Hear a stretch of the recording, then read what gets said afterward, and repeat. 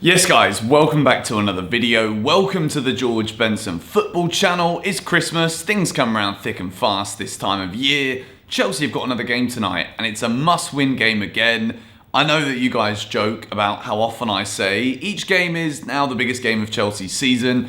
I won't jump the gun that far. I don't think it's the biggest game. I think the Arsenal one was pretty big for us to bounce back from those away defeats. But we all know how that one ended up. And again, today, it's important that we bounce back, beat Aston Villa. We've got Man City coming up, who might not be setting the world alight with the kind of football that we've been used to from City over the years recently. But we know it's going to be a very difficult game, and we need to try and go into that kind of match in the best mental space that we can possibly be in. And after that defeat to Arsenal, you just know that the players are going to be asking questions. There's a lot of pressure now being put on Frank Lampard, and social media is flooded with hashtag Lampard out. And I do want to remind people that it's sometimes not even worth getting into debates with people you disagree with online, because the Chelsea fan base is very vocal on the internet. We've got one of the biggest supporting clubs in the world when it comes to socials. It's still a minority of people that are saying Lampard out, and I'm aware of some of the reasons why people might be on this kind of plane right now of get rid of Frank, bring in someone else. I'm not in that position just yet. I'm aware that we are in a predicament where if we keep losing matches the way we have been, particularly away from home, then questions will need to be asked. And Chelsea this season, the goal wasn't to win the title. I think the board and the club know that that would have probably been a step too far when we look at the teams above us last season, particularly Liverpool. They are better. They've had a manager who's been there now for like 5 odd years, and it's a work in progress at Chelsea, but we need to be seeing progress. We finished 4th last season. The goal had to have been to challenge a bit more this year, maybe finish 3rd, 2nd, whatever it may be. And at the moment, we're down in 8th place in the Premier League table. The good news, despite being 8th, is it's so close at the top of the league. Lots of teams are dropping points. It's the most unpredictable Premier League season in living memory. And we've got a chance tonight to beat Aston Villa and get ourselves back in the top 4 places. So, Aston Villa, this is not an easy game. Aston Villa have been very good this season. They're winning games by scoring a lot of goals. They've got some very good individual players, very well organised, and I mentioned it in my GBFC 2 video, 10 Things We Learned. You should go and check it out if you haven't yet seen it. It's a review of all the matches from the weekend. I think they've made the best signing of the season with their goalkeeper. Emiliano Martinez has been fantastic at Villa. They keep a lot of clean sheets. They're difficult to beat. They'll be without Tyrone Mings for this game tonight, who's been one of their ever-presents this season at the back. He got sent off in that game against Palace in their last 3-0 win. Chelsea, it doesn't matter who we play in terms of starting 11 personnel tonight. Frank Lampard has come out and said that he will be making changes due to obviously fitness. There's been a lot of games coming through thick and fast, but we need to bounce back. It's a game where the biggest thing I saw from the Arsenal match, I don't want to dwell on it for too long, but it is important. The biggest thing I saw was a lack of determination, a lack of energy, poor decisions to rush back players when we've got a lot of injuries already. And when you rush a player back, sometimes it can bite you because a reoccurring injury can happen. In the case of both Reece James and Ben Chilwell, I just don't think they were ready, which is poor management from Lampard in that sense. But we've got an opportunity tonight. We're blessed with a big enough squad to be able to make changes. Whether the personnel is as good as the first choice, it's just something we're going to have to deal with. But without any further ado, going to build the starting 11. I've gone with the same formation, 4-3-3. Part of me was thinking like we could change it up and try and do maybe a 4-2-3-1 and use Havertz in a number 10 to get the best out of him potentially. But you guys will see, I've gone with a 4-3-3, starting in goal with Edouard Mendy. It was the first time in his Chelsea career that he ended up in a red box on the 6 Things We Learned channel here. 6 Things We Learned channel? No, the 6 Things We Learned video. Some people think it is just the 6 Things We Learned channel, but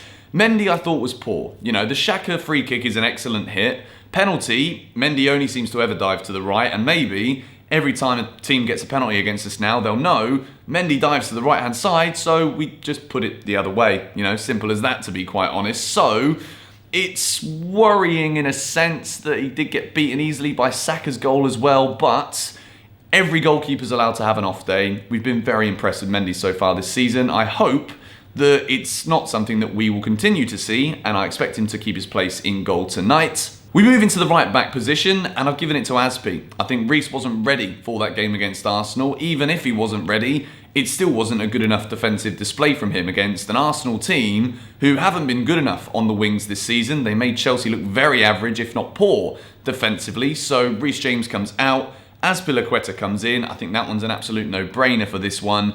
And I've also dropped Thiago Silva just because Lampard alluded within his press conference that he will be making changes. He has to make changes. It's not just the previous game that we've got to look at. It's also the next one, which is coming up in a couple of days too, against Man City. So I've brought Rudiger back into the side today. I know I've said a lot of times this season that I don't see Rudiger as being a long-term feature or mainstay within this Chelsea side, but when he has played this year, when he's given the opportunity, he's actually been pretty impressive. So I've put him alongside Kurt Zouma, give Thiago Silva a rest. It's kind of a weird one where if Silva's fit enough and ready enough to be on the bench, then he should just start because he is the better partner for Zouma at the back.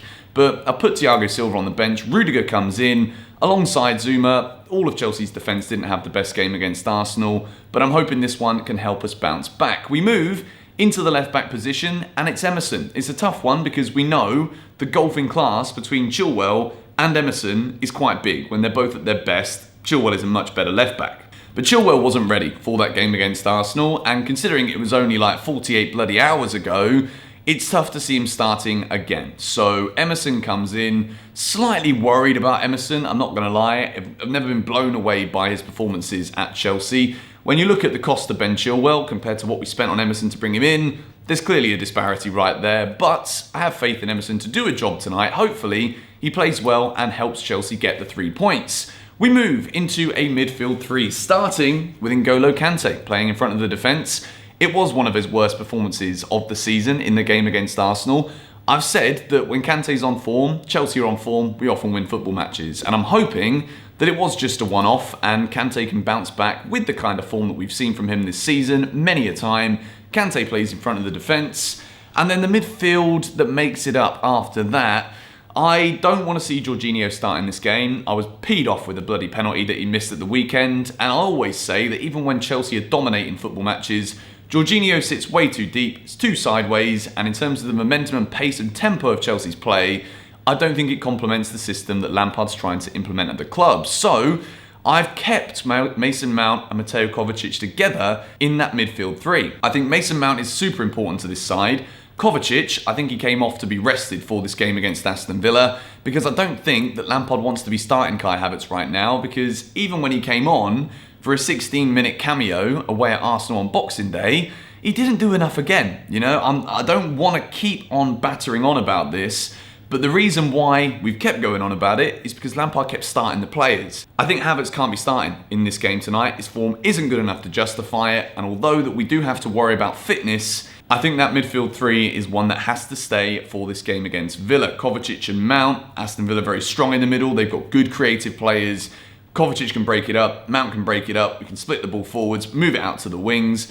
And the wingers are where I think Chelsea can win this game today. I think it's absolutely key that the two wingers are both Christian Pulisic and Callum Hudson-Odoi. Hudson-Odoi came on, injected pace, injected a bit of life into a Chelsea team that didn't really look like they had much of it at all in that game at the Emirates. Pulisic, I thought, again, was a bright spark. Wasn't his best ever game, but he was struggling. You know, Chelsea was struggling all over the pitch. We weren't getting the ball to Pulisic enough. When we did, we saw him run at defences, break into the box, and I think this could be where Chelsea win against Aston Villa today. Two very good quality players, one with a point to prove, one who's already absolutely brilliant. With that in mind, the striker that I've gone with is Olivier Giroud. I think Tammy might have scored against Arsenal, but I think this game with these two guys on the wing is perfect. Just get the ball into Olivier Giroud. I know I've been saying now for a while that Chelsea do need to go with something alternative to just putting it out on the wings and putting crosses into the middle.